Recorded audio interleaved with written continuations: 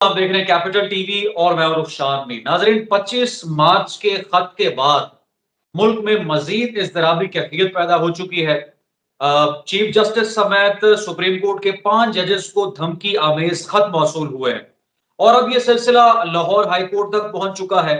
Lahore high court के 4 जजेस को भी धमकी आमेज खत मौसूल हुए हैं और बाकायदा तौर पर पाउडर के पैकेट्स मौसूल हुए हैं। इस वक्त पाकिस्तान की अदालतें, पाकिस्तान के मुअज़्ज़ज़ जजेस किस हद तक दबाव का शिकार हैं और ये धमकी आमेज खतूत और इस तरह पाउडर पैकेट्स ये क्या बता रहे हैं कि अब मुल्क में इस वक्त बाकायदा तौर पर माज़ी की तरह एक बड़ी वुकला तहरीक शुरू होने वाली। लाहौर में तो आपको पता है कि वुकला ने प्रोटेस्ट भी किया, मार्च भी किया। हालात किस तरफ जा रहे हैं? नवीद मलिक साहब, सदर Islamabad high court bar association, हमारे साथ मौजूद हैं। मलिक साहब, बहुत शुक्रिया आपके वक्त का।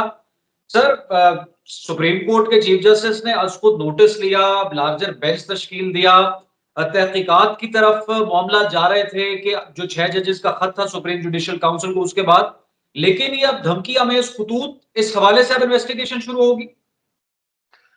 देखें सर, जहाँ तक 6 जजेस के खत का ताल्लुक है, उस हवाले से तो पहले भी फुल कोर्ट मीटिंग के हवाले से एक कमीशन अपॉइंट किया गया और बाद चीफ जस्टिस साहब ने आज खुद नोटिस लिया आर्टिकल 184(3) के तहत, और आज उसकी प्रोसीडिंग भी थी, जो मैं समझता हूँ कि तमाम लॉयर्स कम्युनिटी ने इसको खुशाइंद करार दिया है, क्योंकि सबकी यही ख्वाहिश है कि ये जो एलिगेशंस लगाए गए हैं या इस तरह के जो मामला चल रहे हैं, ये एक्सपोज होने चाहिए और इनको आगे मंतकी अंजाम तक भी पहुंचना चाहिए। पता चलना चाहिए कि क्या वाकई ऐसे हालात हैं या नहीं है, और अगर ऐसे हालात हैं तो मुस्तकबल में कोई ऐसा वाज़ेह लाएअमल होना चाहिए कि वहाँ अदालतें जो हैं बिला खौफ व खतर अपना काम कर सकें।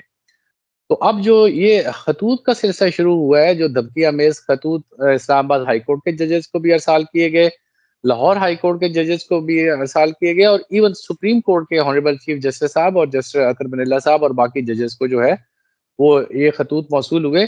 ये बड़ी अलार्मिंग सी सिचुएशन है सर, और कौन मैं ये भेज रहा सम है ये खत, कुछ पता चल देखिए सका है? देखिए देखिए, मैं ये समझता हूँ कि इस मुल्क में और बहुत से अनासर भी सरगर्म अमल होते हैं। ये इस मुल्क की फ़ौज भी हमारी है, इस मुल्क की एजेंसियाँ भी हमारी हैं। जो खतूत के हवाले से बातें हैं, चलें वो तो सुप्रीम कोर्ट पे ज़ेर समाअत है।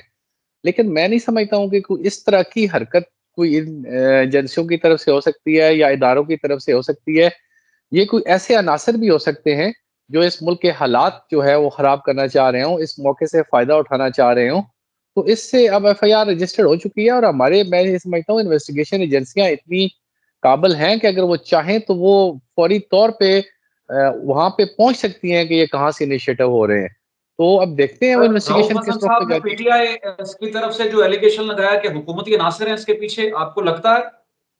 सर, मैं एक चीज़ पे मैं हाथ जोड़ के मैं सारी सियासी पार्टियों से आज और भी बहुत सारे चैनल्स पे गए, हमने रिक्वेस्ट की कि देखिए इस वक़्त बड़ी ये सीरियस सिचुएशन है और अगर सियासी पार्टियों ने इस तमाम हालात से अपने-अपने सियासी पॉइंट स्कोरिंग करने से इन्होंने इसको सियासत अदा करने की कोशिश की इस तमाम मामले को, तो ये ज़ुल्म होगा। ना सिर्फ़ इस मुल्क पे ज़ुल्म होगा, इस मुल्क की अदलिया पे ज़ुल्म होगा, इस मुल्क के अवाम पे ज़ुल्म होगा।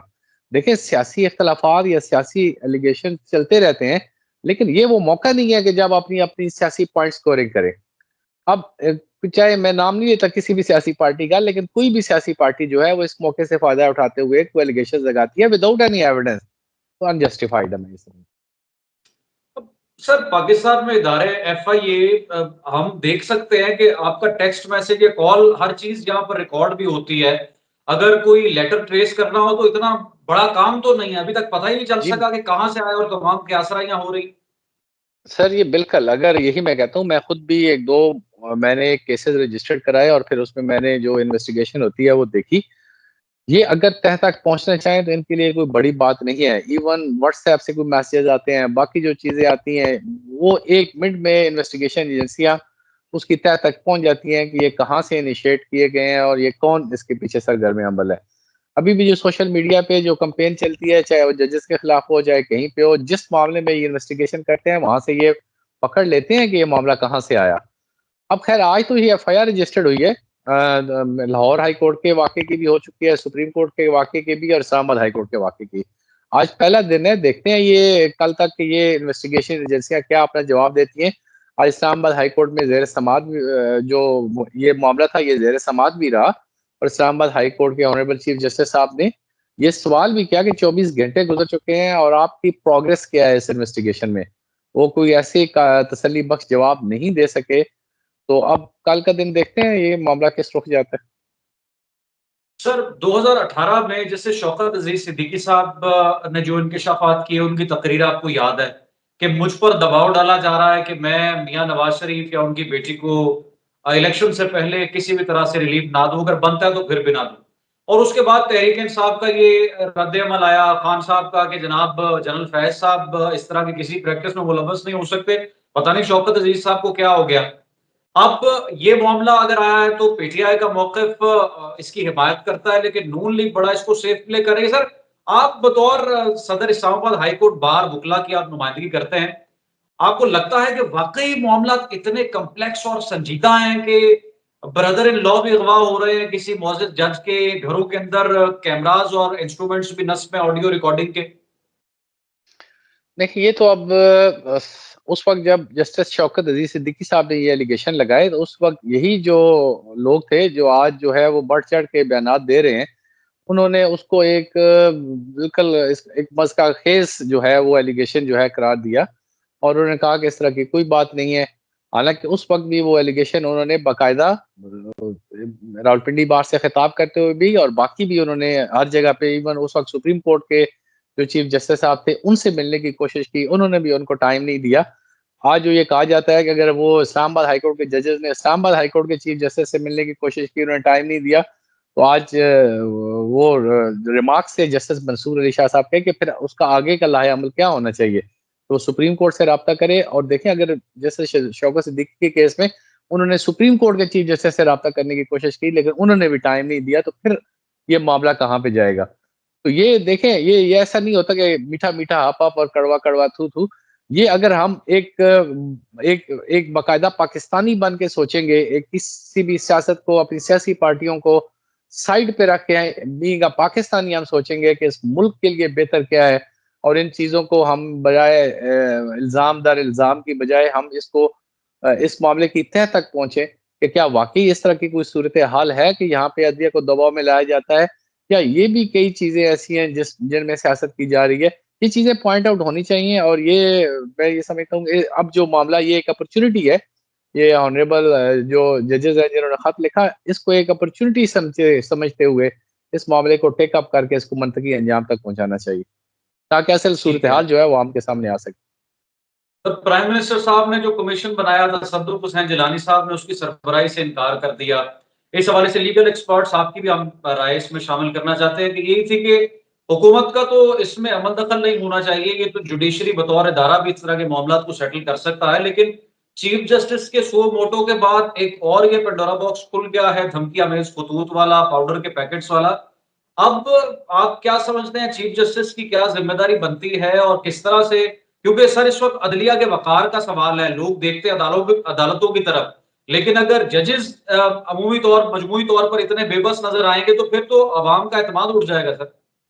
जी, बिल्कुल। ये देखिए हमारे सारे अदालती सिस्टम में जो असल स्टेक होल्डर्स हैं, वो लिटिगेंट्स हैं, अवाम है।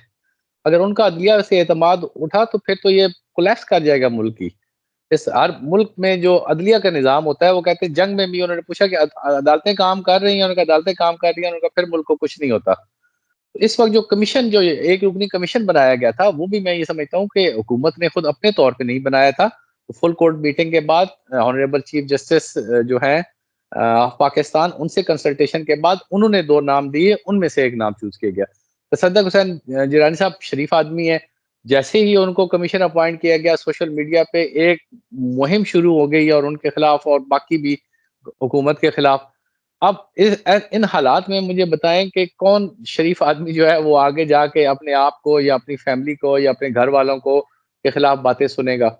एक एक एक शरीफ आदमी यही कर सकता था कि वो देखे कि ये तो मामला मज़ीद जनाब मुझे खराब मेरी सारी ज़िंदगी की रेपुटेशन खराब होगी। उन्होंने उससे माज़रत कर ली। आज यही बातें ऑनरेबल चीफ जस्टिस साहब ने भी सो मोटो प्रोसीडिंग के दरमियान में की। उन्होंने कहा जी कि मुझे खुद अफ़सोस हुआ कि एक शरीफ आदमी है, उनका नाम दिया गया और उन पे इतने एलिगेशंस लगाए गए कि एट लास्ट उन्होंने रिफ्यूज़ किया कि भाई मैं इस कमीशन में काम नहीं कर सकता। तो उसके बाद फिर सो मोटो नोटिस ऑनरेबल सुप्रीम कोर्ट ने लिया।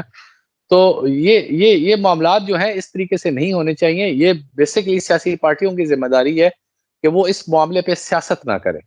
देखें इस मामले में सियासत शुरू हो गई और इस सारे इश्यू को सियासत अदा कर दिया गया, तो फिर ये मामला मैं ये समझता हूँ मंतकी अंजाम तक भी नहीं पहुँच सकेगा और ये बड़ी ज़्यादती होगी इस मुल्क के अवाम के साथ, इस मुल्क की अदलिया के साथ, इस मुल्क के वकला के साथ, सबके साथ बहुत ज़्यादा ज़्यादा वकला कम्युनिटी सर ये वो जो लोग हैं जिन्होंने सर इस मुल्क आप में रूल ये ऑफ इतने इस बार के बड़े बार के सदर हैं, जो बार के सुदूर होते हैं या वकला लीडर्स होते हैं, उनको भी किसी तरह से दबाव का सामना करना पड़ता है कि आप अब ज़रा खामोश रहें या अब आप बोल सकते हैं? मेरे टनोर में तो जी कोई इस तरह का कोई प्रेशर मेरे पे नहीं आया। मैं अपनी मर्ज़ी से हर जगह पे गया, अपनी मर्ज़ी से हर जगह पे स्टेटमेंट दी और किसी जगह से मुझे कोई इस तरह का ना कोई दबाव आया, ना कोई खतूत मिले, ना कोई पाउडर ये देखें अब मैं अपना एक्सपीरियंस तो बता सकता हूँ कि इस तरह के मुझे तो किसी किसी हालात का सामना नहीं करना पड़ा। लेकिन अब वकला तहरीक देख रहे हैं आप वकील सड़कों पर? मैं अभी तो नहीं देख रहा। देखें अभी मामलात जो हैं क्योंकि इस वक़्त वकला भी इस मामले में तक़सीम है। कुछ लोगों की ये ख़्वाहिश है कि जो है वकला तहरीक शुरू हो, वकला सड़कों पे आए क्योंकि एक वकला ही वो कम्युनिटी है जो इस मुल्क में एक तरह का मैं समझता हूँ एक बर्पा कर सकती है। उन्होंने रूल ऑफ लॉ के लिए काम किया, उन्होंने वकला कम्युनिटी ने इंडिपेंडेंस ऑफ जुडिशरी के लिए जानों की कुर्बानियाँ दी, रूल ऑफ लॉ के लिए जानों की कुर्बानियाँ दी। और यही वो तबका है जो हमेशा जो है जिसने आगे बढ़कर इस मुल्क के हवाले से जब भी कोई बुरा वक़्त आया इन्होंने अपना किरदार अदा किया।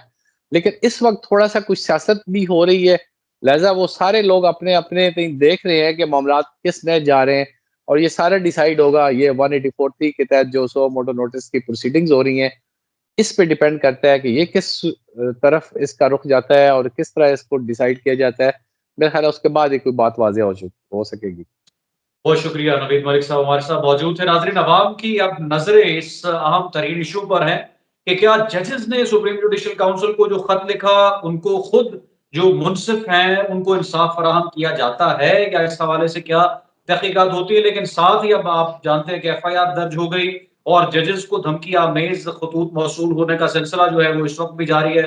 सुप्रीम कोर्ट हो, इस्लामाबाद हाई कोर्ट या फिर लाहौर हाई कोर्ट। अब देखना यह है कि आने वाला दिन इस हवाले से क्या बड़ी डेवलपमेंट लेकर आता है। कमेंट सेक्शन में कीमती राय से जरूर आगाह करें। रुखसान मीर को दें कैपिटल टीवी से इजाजत, दोबारा हाजिर होंगे। अल्लाह हाफ़िज़।